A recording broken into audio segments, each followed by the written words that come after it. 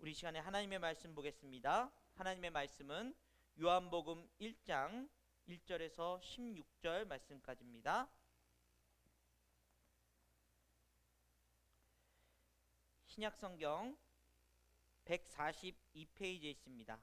요한복음 1장 1절에서 16절 말씀까지 보도록 하겠습니다.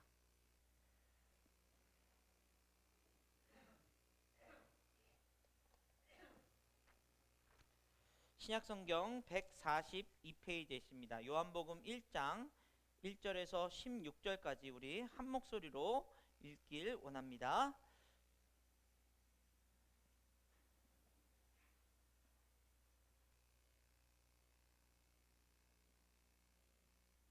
다 찾으셨으면 우리 같이 읽겠습니다. 시작. 태초에 말씀이 계시니라. 이 말씀이 하나님과 함께 계셨으니 이 말씀은 곧 하나님이시니라.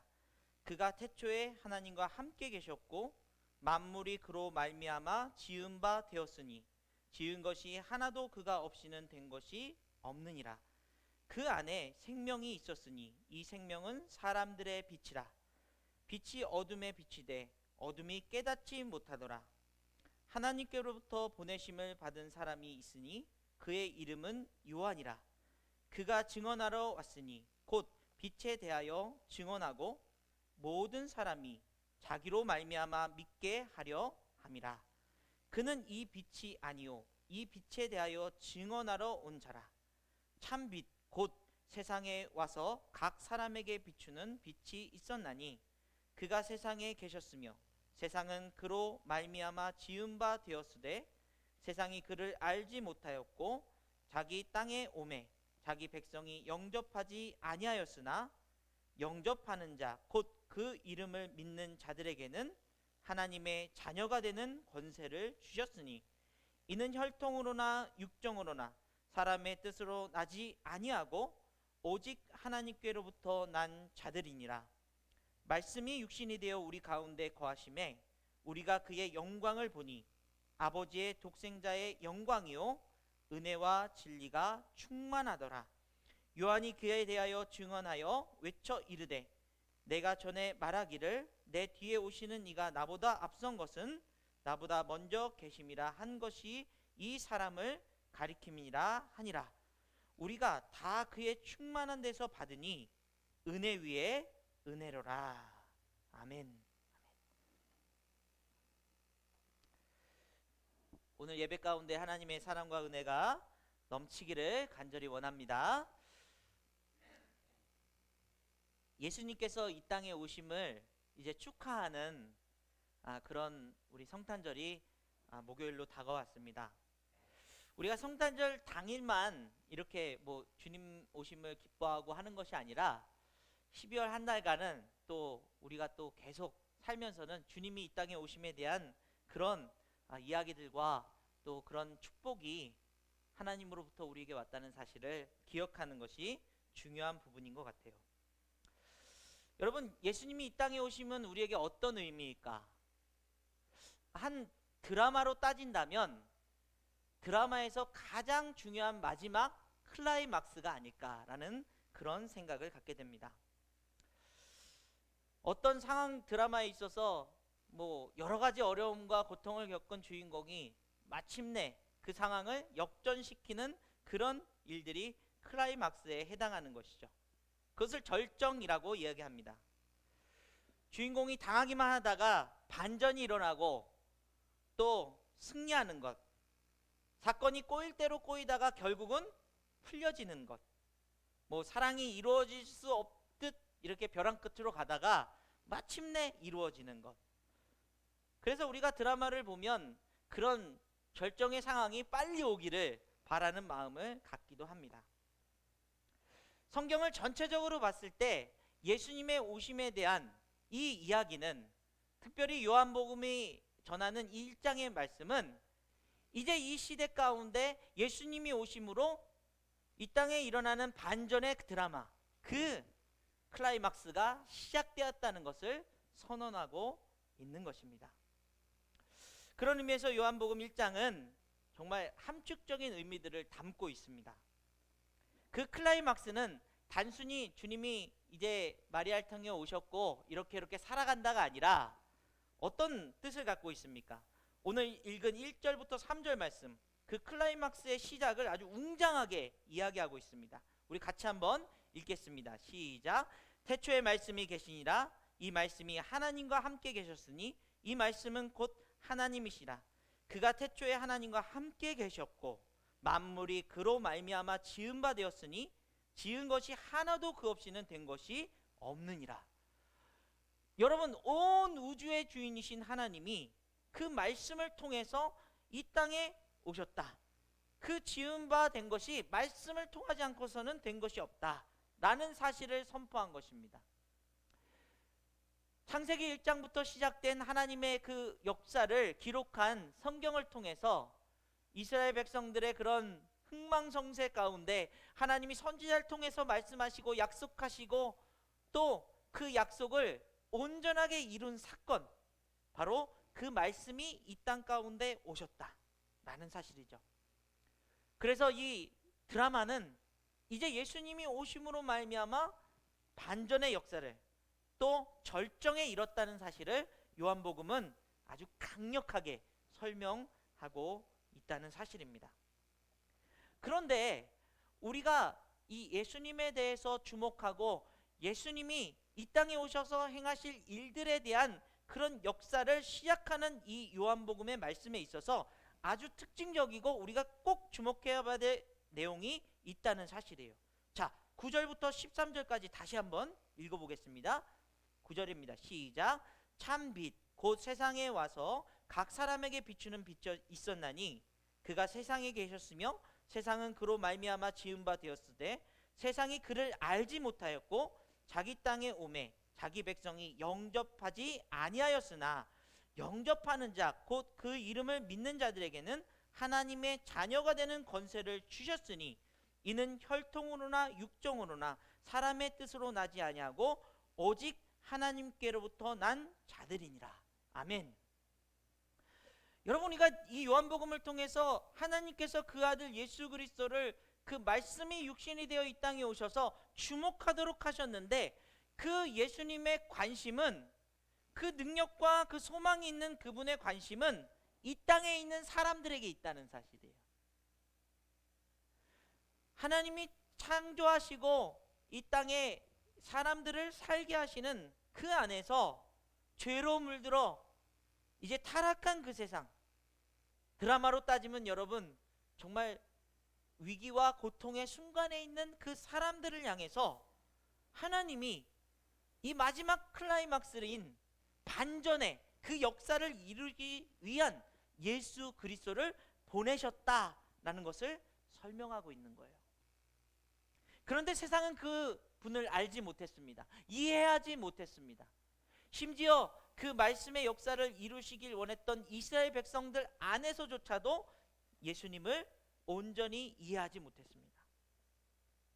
그래서 요한복음 1장은 이렇게 선언합니다. 영접하는 자, 곧 그 이름을 믿는 자들에게는 하나님의 자녀가 되는 권세를 주셨으니, 이 말은 이제 우리 인생 가운데 하나님의 그 반전의 역사가 시작되는 이 클라이막스를 우리가 예수 그리스도를 만남과 동시에 그 주님을 고백함과 동시에 우리 인생에 있어서도 반전의 역사가 또 그 절정에 이르는 인생의 클라이막스가 시작되었음을 선언하고 있는 거예요.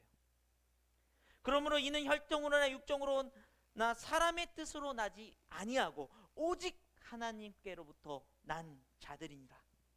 아멘.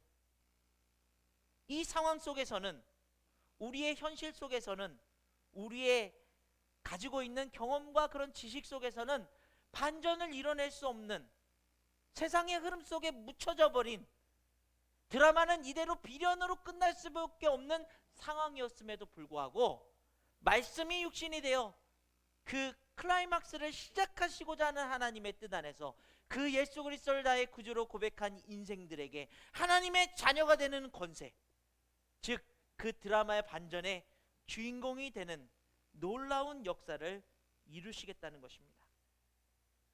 그러므로 요한복음은 이제 예수님께 집중하도록 한 이 클라이막스의 시작 가운데서 예수님의 관심이 우리들에게 있고, 너희들이 예수를 고백함으로 말미암아 이제 그 인생 가운데 주인공으로서 반전의 클라이막스를 시작할 것이라고 이야기하고 있는 거예요. 예수님은 기꺼이 조연이 되어 주셔서 우리를 온전한 하나님의 뜻 안에서 살아갈 수 있도록, 열매 맺을 수 있도록, 하나님의 자녀된 권세를 누릴 수 있도록 역사하시겠다고 말씀하고 계신 거예요. 여러분, 이 의미가 어떤 의미인가? 제가 지난 주에 우리 찬미 선생님의 대학원 졸업 연주회를 우리 지인들만 이렇게 모여서 하는 그 연주회를 가게 되었습니다. 이제 피아노 반주와 함께 시작된 바이올린 반주, 또 테너 성악가가 나와서 연주하는 그 모습, 그리고 이제 마지막 순서가 되어서 첼로 연주자가 나와서 함께 합주를 하는 그런 시간이 있었어요. 마지막 순서이다 보니까 사람들이 기대하게 되죠. 그리고 보니까 우리 첼로 그 연주자의 프로필이 굉장히 멋있더라고요. 저는 그렇게 집중해서 우리 찬미 선생님 틀리나 안 틀리나, 또 얼마나 아름답게 하나, 이런 걸 보다가 첼로 연주가 시작됨과 동시에 제 마음이 완전히 사르르 녹아버렸습니다.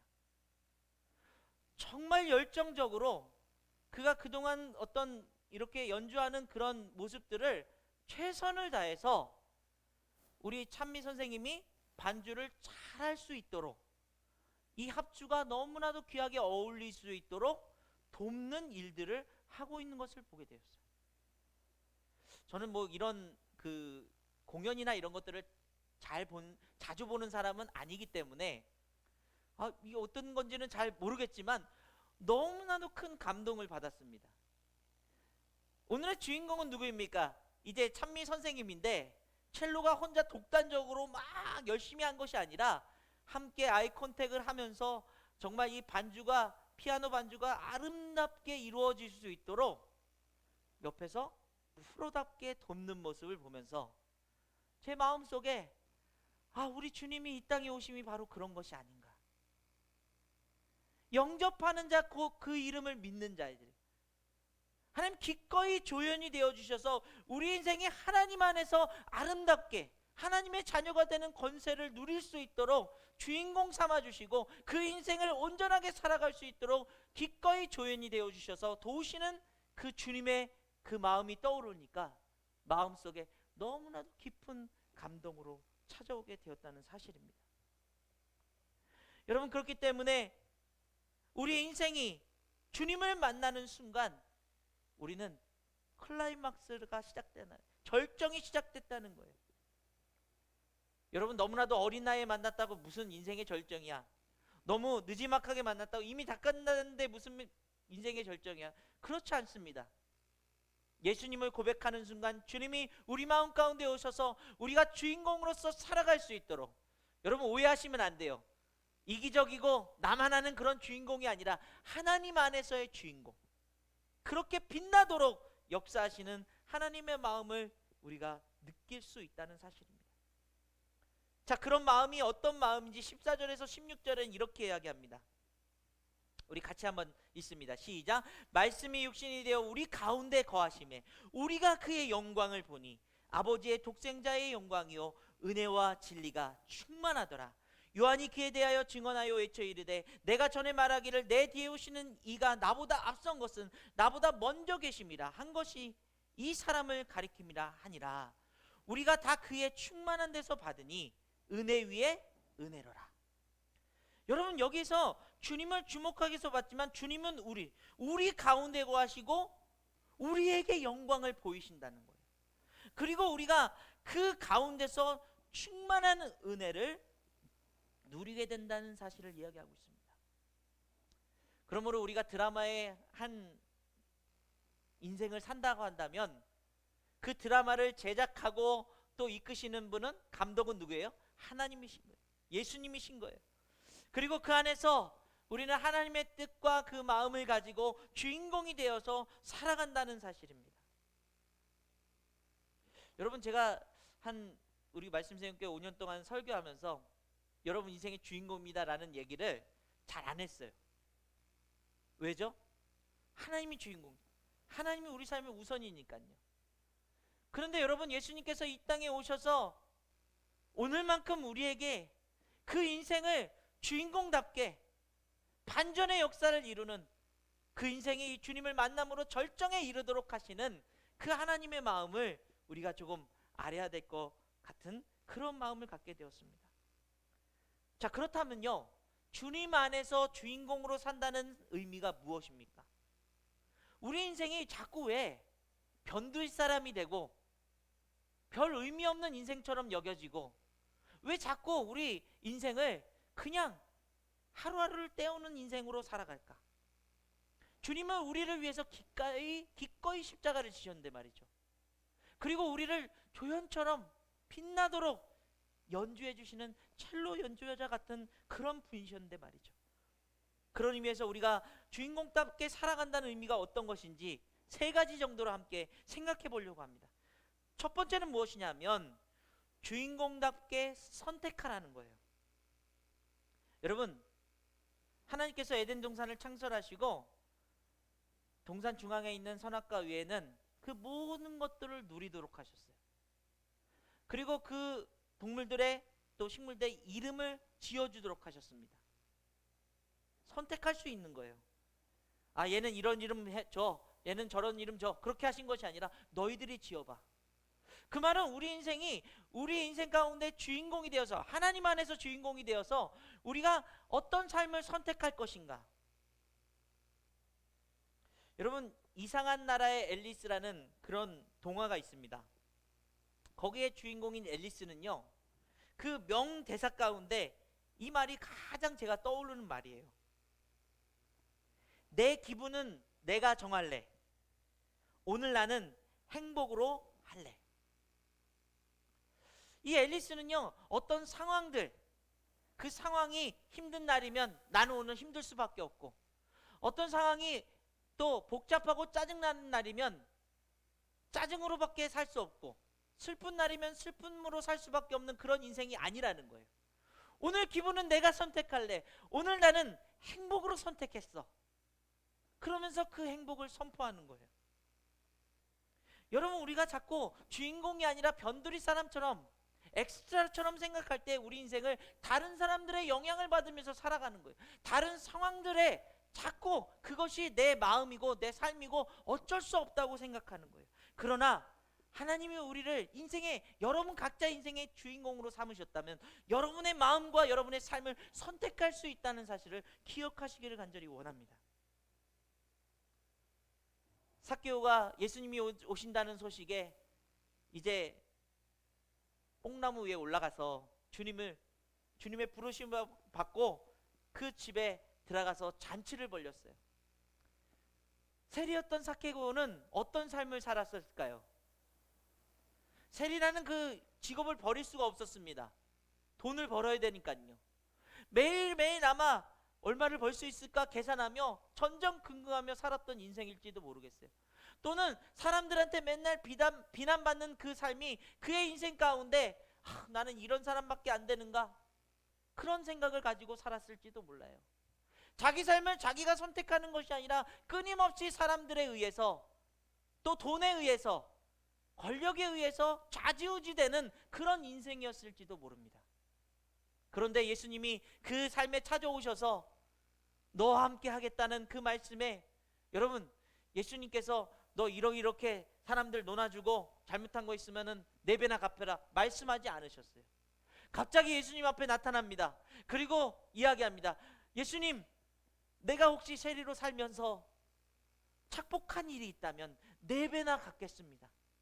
예수님, 내가 혹시 가난한 사람들을 돕지 못했다면 이제는 내 재산의 절반을 나눠서 가난한 사람들을 돕겠습니다라고 선포하고 있는 거예요.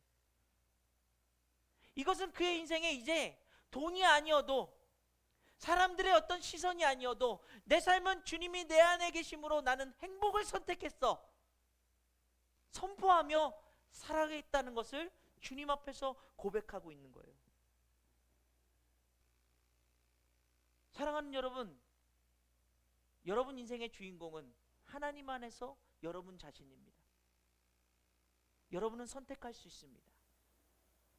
오늘 점심을 먹으면서 어떤 반찬이 나오든 오늘 나는 점심을 맛있게 먹을 거야, 행복하게 먹을 거야, 선택할 수 있습니다.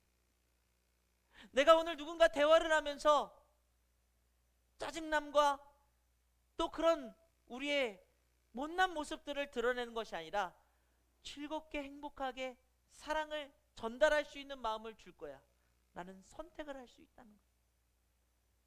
우리의 인생 가운데 수많은 선택의 기록 가운데서 하나님이 주신 마음 가운데 내가 비록 손해지만, 내가 비록 사람들한테 인정받지 못하는 일이지만 그래도 기꺼이 나는 내 삶의 주인공이기에 이 삶을 선택할 거야 라고 할 수 있는 삭개오와 같은 마음이 여러분 안에서 회복될 수 있기를 간절히 원합니다. 누구의 영향, 어떤 사람이 그 마음에 비수를 찌르고 어떤 상황이 여러분들을 정말 고통 속으로 몬다 할지라도 나는 오늘 행복을 선택할 거야 라고 하는 그런 귀한 마음이 여러분 안에서 회복되기를 간절히 원합니다. 두 번째로는요, 주인공답게 최선을 다하라는 것입니다. 여러분, 주인공이라고 해서 모든 것이 다 자동으로 이루어지고 하나님이 알아서 해주는 것이 아닙니다. 그 주인공의 삶에는 고난과 책임이 따르는 것이죠. 아마 이런 부분 얘기하면 부담스러워할지도 몰라요. 여러분, 드라마가 최고의 작품으로 완성되려면 그 주인공이 얼마나 열심히 그 대사를 외우고 그 상황 속에서 이런 장면, 이런 모습들, 감독의 지시하에 그런 최선을 다해서 시청률을 올리기 위한 그런 애쓰는 모습을 보게 되죠. 하물며 하나님이 기뻐하시는 인생, 그 주인공 인생 가운데 여러분 우리의 삶을 최선을 다해서 사는 모습, 여러분 어떤 삶이 최선의 삶입니까? 하루하루 성실하게 또 우리의 해야 될 일들을 그렇게 열정적으로 해나가는 그런 삶이 아닐까요? 그러므로 여러분의 인생의 드라마에 여러분이 주인공이라면 모든 것을 쏟아 부을 수 있어야 돼요. 하루가 정말 오늘 하루 그냥 잘 때웠다, 여러분 비련의 주인공입니다. 오늘 하루 정말 하나님이 주신 이 시간들을 아깝게 정말 귀하게 사용할 수 있는 황금과 같은 시간들이 되도록 여러분 그 삶을 이끌어 가실 수 있어야 됩니다. 다윗이 사무엘로부터 이제 왕만 받을 수 있는 기름 부음을 받았습니다.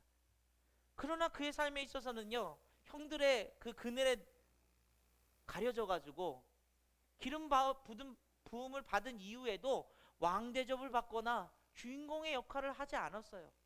여전히 양을 치고 있었고요, 여전히 부모님의 심부름을 따라서 형들이 싸우고 있는, 블레셋과 싸우고 있는 그 전쟁터에 도시락을 갖다 주러 형들이 잘 있나 확인하러 가는 그 자리까지 가게 되었습니다. 그런데 가보니까 블레셋 군대 중에 이제 골리앗이라고 하는 너무나도 크고 장대한 거인이 하나님의 백성들을 조롱하고 있는 모습을 보게 된 거예요. 여러분, 이때 다윗이 어떤 최선의 모습을 보여주는지 우리 사무엘상 17장 33절에서 37절 말씀을 같이 보겠습니다. 우리 한번 읽어볼까요? 시작. 사울이 다윗에게 이르되 내가 가서 저 블레셋 사람과 싸울 수 없으리니 너는 소년이요 그는 어려서부터 용사임이니라. 다윗이 사울에게 말하되 주의 종이 아버지의 양을 지킬 때에 사자나 곰이 와서 양떼의 새끼를 물어가면 내가 따라가서 그것을 치고 그 입에서 새끼를 건져내었고 그것이 일어나 나를 해하고자 하면 내가 그의 수염을 잡고 그것을 쳐 죽였나이다. 주의 종이 사자와 곰도 쳤은즉 살아계시는 하나님의 군대를 모욕한 이 할례받지 않은 블레셋 사람이리이까 그가 그 짐승의 하나와 같이 되리이다. 또 다윗이 이르되 여호와께서 나를 사자의 발톱과 곰의 발톱에서 건져내셨은즉 나를 이 블레셋 사람의 손에서도 건져내시리이다. 사울이 다윗에게 이르되 가라, 여호와께서 너와 함께 계시기를 원하노라. 여러분, 다윗이 그 양을 치는 동안에 새끼 한 마리 잃어버릴 수 있습니다. 사자가 물어가면 어떻게 구할 수 있겠어요? 내가 죽을 수도 있는데. 그러나 다윗은 그 삶에, 그가 이뤄내는 그 삶의 현장에 자신이 하나님이 세우신 주인공이라는 사실을 잊지 않았다는 거예요. 그러므로 최선을 다해서 그 사자의 그 입에서 그 양을 건져내고 자기를 죽이려 하면은 그 사자와 곰을 싸우는 그런 용사의 마음으로 최선을 다해 살아갔습니다. 그런 마음이 지금 블레셋 군대 가운데서 골리앗이 하나님의 백성들을 막 조롱하고 있을 때 그 마음에 내가 비록 이 군대에서는 소년이고 갑옷도 입지 않았고 누구도 알아주지 않는 그런 엑스트라와 같은 존재지만 내 인생에 있어서 그 다윗의 인생에 있어서는 하나님이 나를 주인공으로 삼으셨으니 내가 그와 싸워 이길 수 있습니다. 여러분, 우리 그리스도인들야말로 바로 이런 야성이 회복돼야 돼요. 하루하루 살아가면서 행복만 선택하는 것이 아니라 우리가 함께 슬퍼해야 되는 이 현실적인 문제들을 놓고, 그러면 내가 비판만 하고, 그러면 내가 말로만 전하고, 그러면 내가 삶은 아무것도 하지 않는 그런 삶이 아니라 주인공답게 뭔가 반전을 이룰 수 있는, 그럼 내가 해야 될 일은 무엇인가? 기도를 해야 된다면 하나님 앞에 무릎 꿇고 기도할 수 있는 그 삶, 내가 조금 선한 일을 실천해야 된다면 기꺼이 그 선한 일을 할 수 있는 그 최선의 삶을 살아가는 주인공들이 되시기를 간절히 원합니다. 우리 교회 성도님들이 이제 쓰러지고 또 넘어져서 다치고 여러 가지 어려운 상황들 가운데 있을 때, 그분의 삶에 대해서 그래, 내가 기도하고 있는데, 여러분, 제 마음 가운데 제가 주인공이 아닌 것처럼 행동하는 저의 모습을 발견했어요. 하나님 앞에 회개하며, 하나님, 이 상황 속에 내가 할 수 있는 일은 우리 성도님들과 함께 새벽 예배를 시작하며 기도해야 되겠구나. 기도해야 되겠구나. 내가 전할 수 있는 말씀의 그 능력이 우리 성도님들을 통해서 함께 기도할 수 있고 함께 변화될 수 있다면 기꺼이 그 일에 최선을 다해야 되겠구나. 그러면서 새벽 예배 준비하고 또 새벽 예배 드리고서부터 제 마음이 너무나도 감사하고 기쁨이 넘치고, 또 그 아파하시는 분들의 마음을 같이 공유하면서 함께 기도할 수 있는 그런 마음을 회복시켜 주시더라고요. 여러분, 다윗처럼 골리앗과 싸울 능력이 여러분에게 없을지도 몰라요. 그러나 여러분 삶의 그 자리에서 여러분이 해야 될 일들이, 분명히 쏟아부으면서 해야 될 일들이 하나님께서 준비하신 일들이 있을 거예요. 다른 사람들한테 맡기지 마십시오. 핑계대지 마십시오. 엑스트라가 하는 일이 아닙니다. 주인공이 해야 될 일들이, 여러분들을 통해서 하나님께서 그 일들을 이루시길 원하신다면 성실하십시오. 책임감 있게 행동해야 됩니다. 아무 말이나 던지는 사람이 아니라 하나님의 귀한 마음을 가지고 말할 수 있어야 됩니다. 정의를 지킬 수 있는 그런 용기도 필요합니다. 그런 일들을 우리가 해낼 수 있도록 성령님이 우리 안에 오셔서 우리를 도와주실 줄 믿습니다. 마지막으로는요, 어주나입니다. 어주나. 어주나. 여러분, 뭐 이런 줄임말들 많이 사용하는데요, 어주나는 무슨 뜻입니까? 어차피 주인공은 나니까. 이 말 뜻은 우리 인생 가운데 도무지 내가 주인공 같지 않은 상황들, 휩쓸려 갈 수밖에 없는 상황들, 아무리 최선을 다해도 안 되는 그런 일들을 만날 때가 있어요. 앞이 캄캄할 때입니다. 그런데 이 말을 꼭 기억하세요. 어주나. 하나님이 여러분을 택하시고 예수 그리스도를 이 땅에 보내셔서 인생의 클라이막스, 그 절정을 시작하셨다는 그 믿음이 여러분의 어떤 비련의 상황, 여러분이 어떤 반전이 일어날 수 없는 극단의 상황에 처한다 할지라도 하나님은 여러분을 주인공으로 삼으셨다면 그 반전은, 그 역사는 반드시 이루어질 것이라는, 여러분 자신을 믿는 것이 아니라 하나님을 신뢰하고 하나님을 믿는 믿음으로 고백할 수 있기를 간절히 원합니다. 어차피 주인공, 여러분의 인생의 주인공은 여러분이십니다. 어제 저희 큰아이가 제게 갑자기 아빠, 내가 그림 하나 그려줄게. 뭐 그리고 싶어? 그래서 아빠는 낚시를 좋아하니까 바다에서 낚시하는 그림을 그려줘라. 멋있게 그려봐라. 그렇게 얘기했어요. 그런데 이 아이가 처음에 빨간 색연필 같은 걸로 막 이렇게 동그라미 쳐요. 그리고 위에다가 구름을 그린다 그러면서 파란색을 막 칠해요. 제가 그 사진을 찍진 못했는데, 아니 뭐 저렇게 가지고 멋진 무슨 그림이 나올까 생각하면서 가만히 지켜보고 있었어요. 그랬더니 그 파스텔이라고 하는 그 색연필 같은 것은 물을 만나니까 싹 퍼지면서 그림이 점차 완성되어져 가더라고요. 그림 한번 보여주시겠어요? 네. 마지막 부분에는 저 그림이 완성됐는데, 와, 그냥 저 파란색이, 그냥 저 하얀색이, 그냥 저 빨간색이 저렇게 태양으로, 저렇게 멋진 구름으로 바뀌어지는구나. 저것을 보면서 제 마음속에 우리는 자꾸 부분적으로만 지금 스케치하고 있는 그 모습만 보면서 하나님을 신뢰하지 못하고 하나님 믿지 못하고 있는 우리의 모습을 발견하게 돼요. 그래, 나는 비련의 주인공이야. 그래, 나는 지금 상황 속에서는 할 수 없어. 그러나 여러분, 하나님은 마음속에는요, 여러분의 인생의 주인공으로 살아갈 멋진 그림을 담아내기 위한 밑그림이 다 그려져 있으세요. 목적이 있으십니다. 그러므로 그리고 계신 그 가운데에서는 우리가 하나님의 그 뜻을 온전히 알 수 없는지도 몰라요. 어떻게 반전이 일어날지, 어떤 상황 속에서 하나님이 이 문제를 풀어내실지 너무나도 모를지도 몰라요. 그러나 하나님을 신뢰하고 믿으며 기다리며 순종하며 나아간다는 것은 마침내 그 그림을 멋지게 완성하신 하나님이 우리의 아버지 되신, 온 세상을 지으신 분이라는 사실을 선포하는 거예요.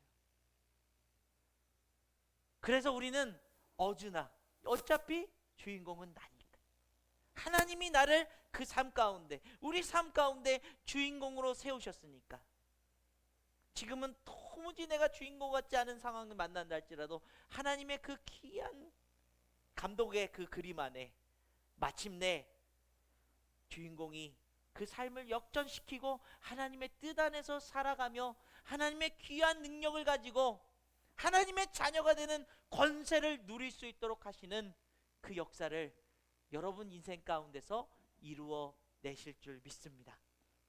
사랑하는 여러분, 저와 여러분들은 하나님 안에서의 주인공입니다. 그 주인공답게 선택해 나가십시오.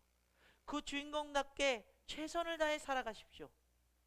그 상황을 만나지 못한다 할지라도 하나님을 감독님을 신뢰하셔야 돼요. 여러분, 수많은 작품한 작가들, 그 감독들이 역작을 남기고 뭐 시청률이 50% 넘는 그런 시청률을 남기는 작가들 어떻습니까? 인기가 높죠. 왜요? 그 다음 작품도 분명히 성공할 걸 확신하기 때문에. 하물며 하나님이 우리의 감독이시고 그 작품을, 그 드라마를 멋지게 클라이막스를 장식하실 그분을 기대한다는 것, 신뢰한다는 것, 여러분의 인생 가운데 하나님 믿음으로 고백하는 그 십자가의 은혜로 우리가 우리 인생 가운데 일어날 그런 결정의 일들을 선포하며 살아가는 저와 여러분 되기를 간절히 원합니다. 우리 시간에 찬양으로 고백하면서 오늘 말씀을 마무리하려고 그러는데요, 여러분 이 찬양이 좀 박자가 빠르고 좀 어렵습니다.